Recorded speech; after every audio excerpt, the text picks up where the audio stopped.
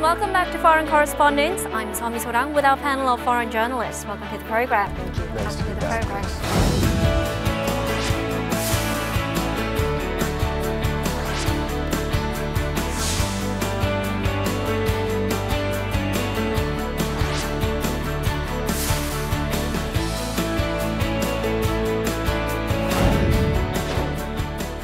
Now, it's already been a year since President Moon Jae-in took office. He was sworn in on May 10th of last year. So how would you grade his performance, the Moon Jae-in administration's performance so far? Let's put it on a grade from A to F. A, fantastic, F, failure. What's your grade? Well, I'm going to give President Moon maybe an A- or a B+.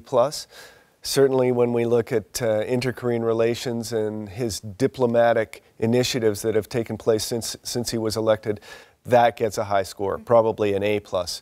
Domestically, there are some intransigent issues here in South Korea that are going to be much more difficult for him to tackle, and he has faced some challenges on the domestic front, for sure. Okay. I largely agree with Frank. He's been very impressive diplomatically, quite a statesman in this first year in office, never giving up the efforts to get North Korea to come to the Olympics all throughout 2017 when there was no sign that they were interested, and then culminating in the big inter-Korean summit that we saw on April 27th. Domestically, the sort of issues with chaebol being too large a part of the economy, issues about politics within the country itself and in the legislature, that we're not seeing a whole lot of quick progress on, nor would we expect to. So I would do the same. I would give him a solid B or a B+.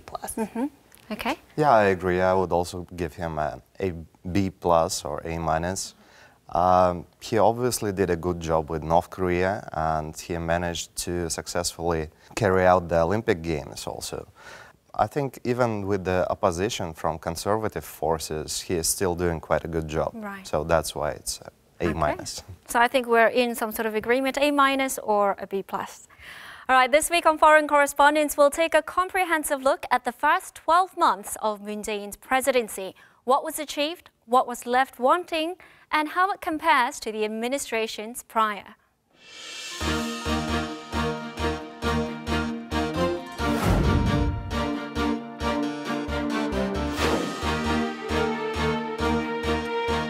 군림하고 통치하는 대통령이 아니라 대화하고 소통하는 대통령이 되겠습니다. During his inauguration speech on May 10th of 2017, President Moon vowed to become a leader who communicates well with the public. President Moon's method of governance has been described as easygoing, breaking established patterns, and decentralizing the nation's political power structure. President Moon's highlight with the press came on January 10th during his New Year's press conference, where he held an unscripted Q&A session with reporters without receiving any prior list of questions.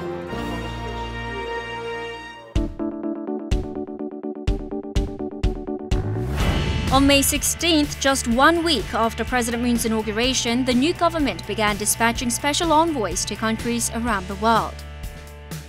This was in an effort to rejuvenate Korea's diplomatic ties, which had been caught in a vacuum following the impeachment of his predecessor, Park Geun-hye.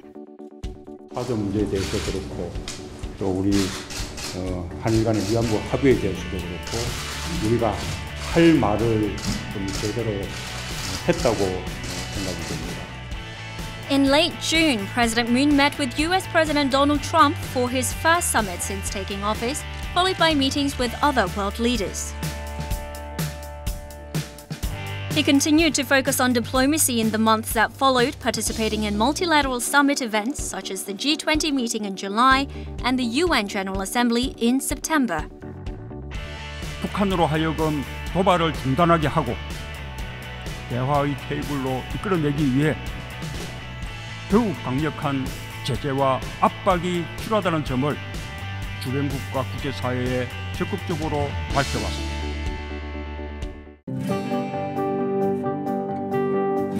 President Moon also set up a special task force to implement anti-corruption measures and has restructured the country's judicial system to rectify the previous government's errors. 문재인 정부는 권력기관을 나누어 서로 견제하게 하면서도 특성에 맞게 전문화하는 방법으로 권력기관을 재편하고자 합니다. In this week's edition of Foreign Correspondents, we take a look back at the eventful first year of President Moon Jae-in's presidency.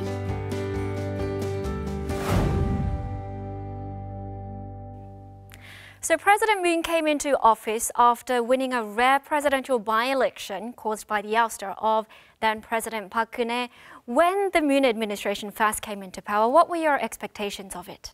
I was expecting a lot more competency than we had seen with the Park administration, because if you recall, by the end of the Park administration, what we saw was a lot of just intransigence from her, refusing to step down despite all of this evidence against her and pressure for her to resign. And so there wasn't really policy being achieved. There was a sense that, you know, people were just waiting and anticipating for her to move on. So when Moon came in, it seemed like a large relief and a sense that, hey, the government can start proceeding as it was before. And he came in on a real pledge to deal with the past and kind of finish this prosecution of his predecessor, but also to be a lot more transparent as an administration. And I thought those were some good opening steps in his first 100 days. Right. Does that echo your expectations, Dan?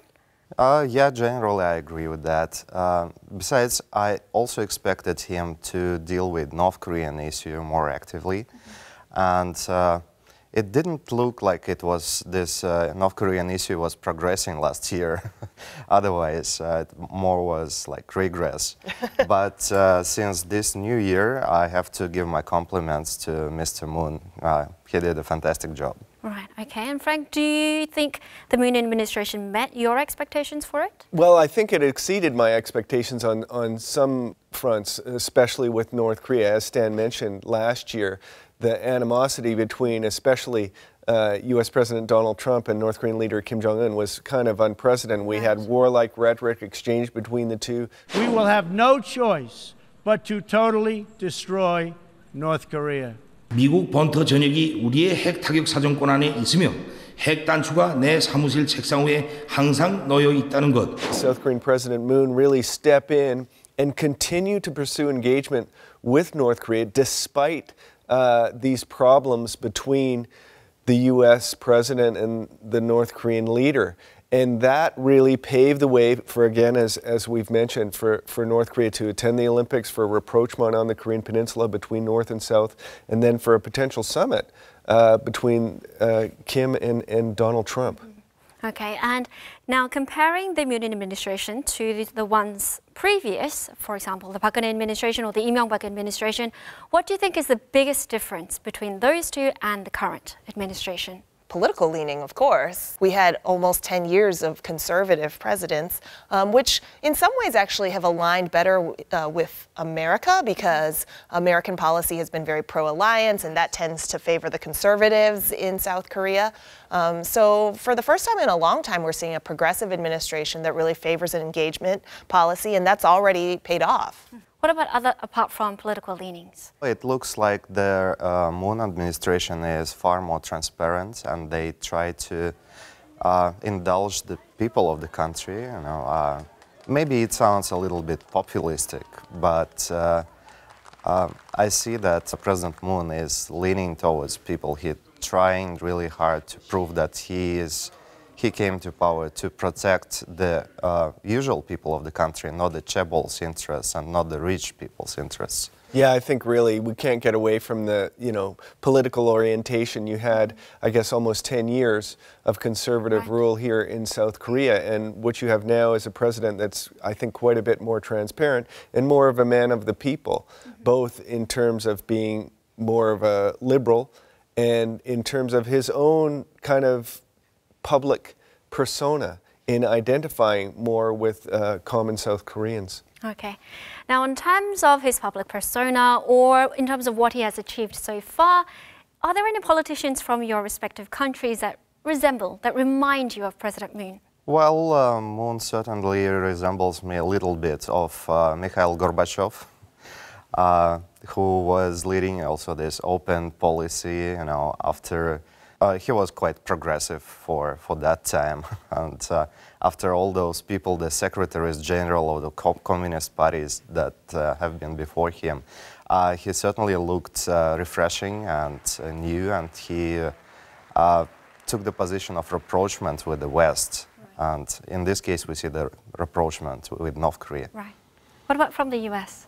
Jim Baker is an example. Jim Baker was a longtime White House chief of staff under not just Reagan, but also Bush 41, George H.W. Bush. And he is one of those chiefs of staff who really ran the White House. He had so many different roles in the different Republican administrations, but is respected by both parties, and somebody who is just seen as exceedingly competent, an excellent manager, somebody who knows how government and the levers of government work. And I see that in Moon Jae-in, in that he used to be a presidential chief of staff and is now bringing a lot of what history and context he knows from that period to his job in order to be effective. And so I can see some parallels there. Okay.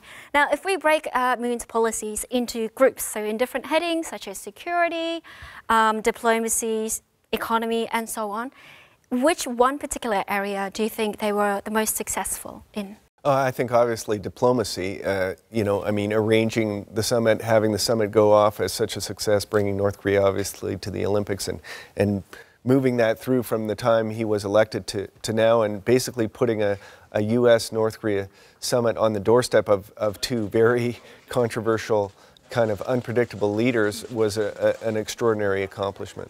Diplomacy, would you agree?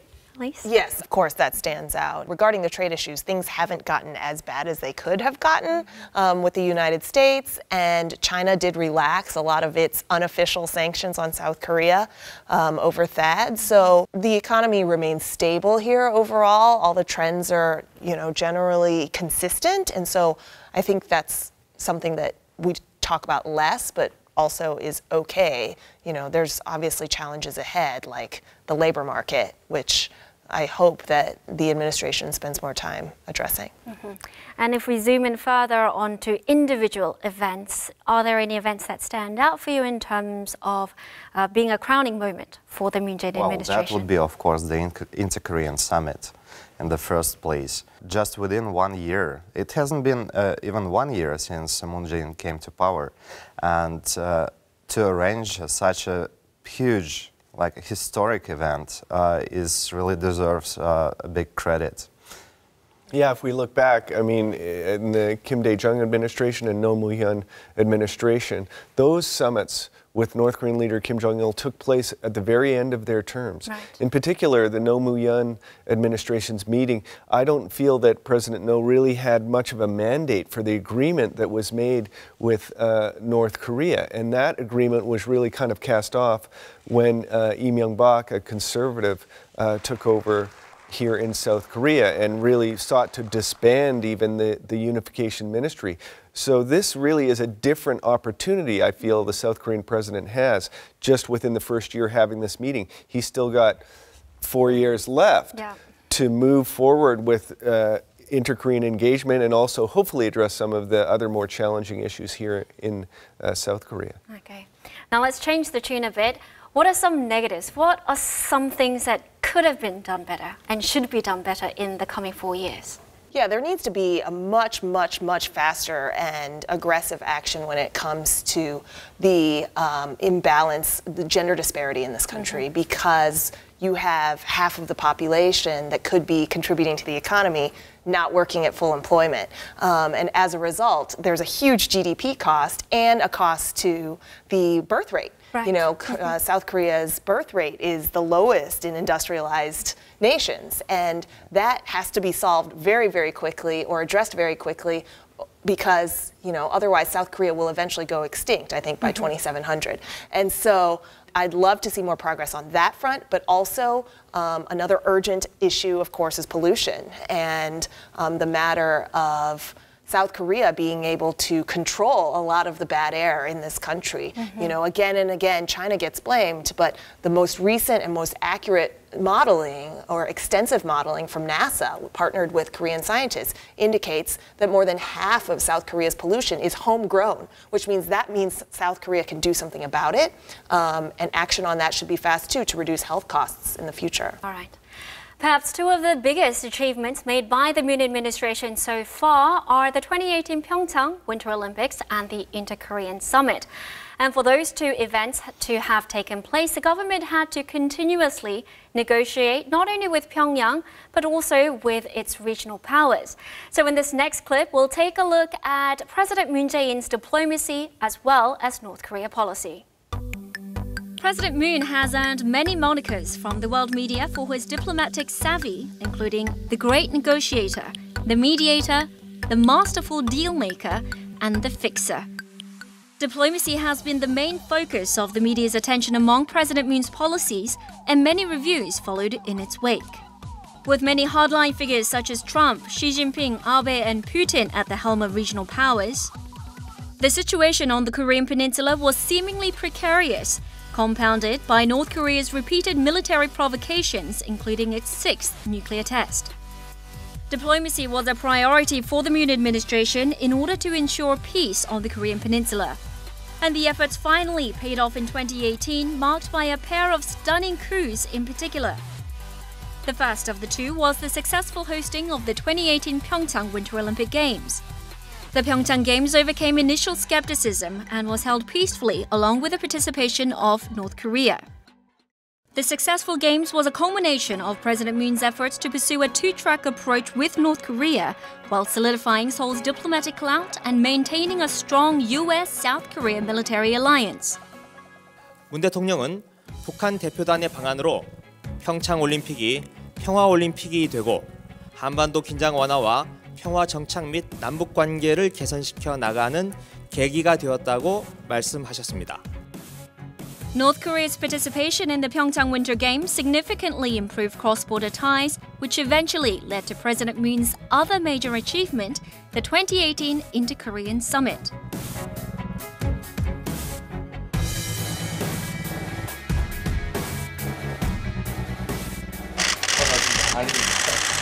이 역사적인 장소에서 만나니까 또 대통령께서 이렇게 분리선까지 나와서 맞이해 준 게 정말 감동적.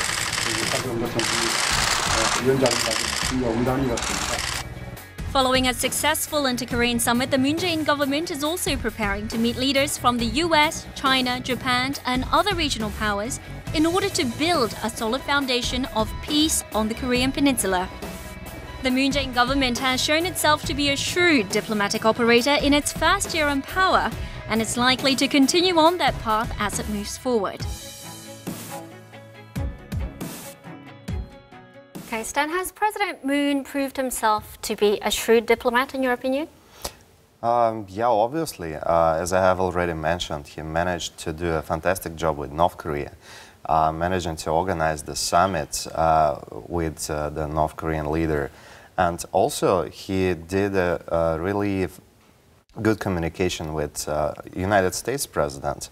So I think without his consent, there would not have been such a possibility.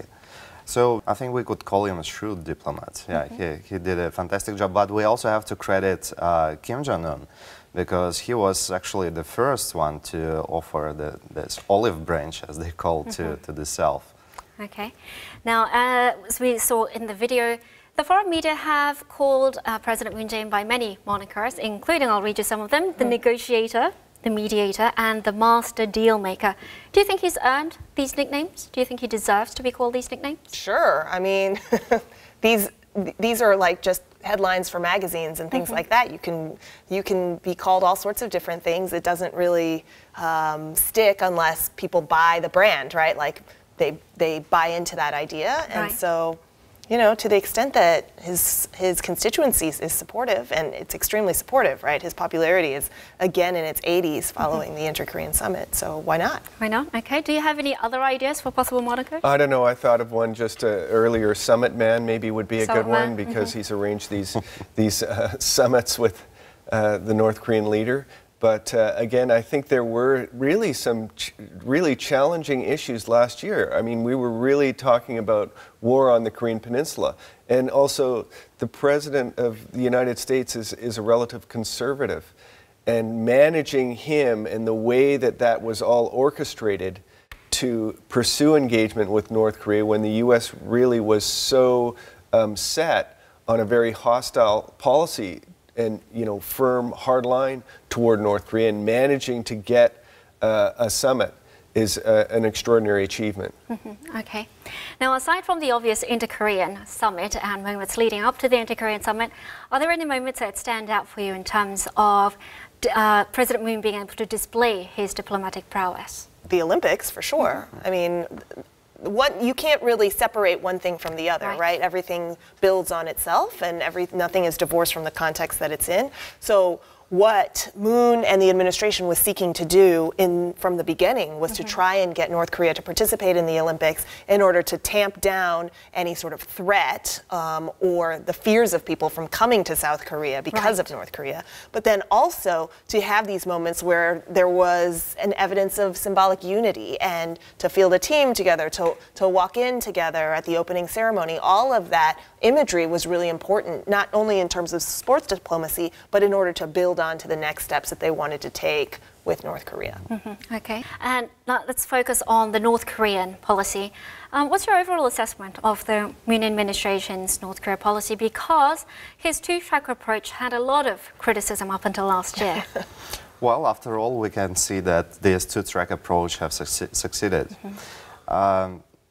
And I do not really see much of the resistance now from his critics, right? From the conservative opposition. I mean, they still do criticize him, but these critics are toned down much more than it has been before. Obviously, the summit, inter-Korean summit, played a huge role in that. And it's interesting to see because usually when there are elections in the country, the population is usually split like half 50-50, 50% for conservatives and 50% for liberals. But this time I see that people are more leaning to like the progressive side to support President Moon. Okay. Now, you touched upon this with the opposition party sort of dialing back down on their criticism. Do you agree with some of the foreign media's reports that a lot of the important details were missing from the Panmunjom Declaration, that it wasn't comprehensive enough? Okay, I don't agree with that. I think that he got as much as he could out of it and that it was appropriate. If he had to put something in there on human rights, if he had to put something definitive about denuclearization, Kim Jong-un wouldn't have signed it. Right. I don't feel he would have signed it. So then you would have had some sort of diplomatic issue and problem, right? But there was one point, it was the 13th of, I think, 13 points on the declaration. It did mention denuclearization. That was on the agenda. It was discussed. It is the primary focal point of a potential Kim-Trump summit. So I think he did as well as he could with that. There are always going to be, this is kind of a worry that I have that you had with the six-party talks, that other issues would encroach upon inter-Korean relations and North Korea, U.S., North Korea international rapprochement. Other countries will want to get their sort of issues dealt with North Korea, whether it's Japanese abductees, South Korean abductees, human rights, American abductees, which I think will actually be released with the Kim-Trump summit. But those other issues can then sort of add to the diplomatic challenges of getting denuclearization done. And my feeling is, or my advice would be, get that denuclearization done, engage North Korea, and then work forward on those other issues through engagement. Okay. All right, we'll have to wrap up there, but final comments regarding where we go from here. There are still 4 more years left. What do you expect from the government? I expect them to continue current policies. I expect more engagement with North Korea. I expect a maybe closer alliance with the United States in terms, in view of this North Korean issue also. I expect some outstanding social issues to be settled finally, such as unemployment and low birth rate. Of course, the birth rate, you cannot solve that question just within 4 years, but at least you can lay ground for that. Right. That's what I would expect. Okay, and Elise, final comments? Yeah, I mean, so much rests on what happens with the U.S. North Korea summit right now in terms of where things go for South Korea. That will undoubtedly affect the U.S.-South Korea alliance, especially if there really can be a peace treaty. Because if there can be a peace treaty, then America doesn't need to have all these forward deployed troops on the border, you know? And so there's a lot of successive questions that come out of that. Okay. That's interesting. You just echoed like the latest sort of controversy of South Korean presidential advisor mentioning in an op-ed or a column that he wrote, and then the Blue House having to defend that and say they wanted to keep the troops here. But I agree, you know, if there is a peace treaty, why are you still positioned for war? Why are you still positioned for war? It doesn't justify the same troop levels here in South Korea. 85% approval rating. I don't know if he's going to be able to hang on to that for another 4 years, but I do hope he gets into the other issues that are challenging for South Korea. Okay. All right, we'll have to wrap up there. Thank you for sharing your opinion and thoughts. Thank you. Of course, thank you. Thank you. All right, President Moon Jae-in's first 12 months was a year with several crises and difficulties, but also a year filled with stunning achievements and significant milestones. And with 4 years still left, we hope the Moon administration will continue paving the way for even better Korea. That's all the time we have for today. Thank you for tuning in, and goodbye.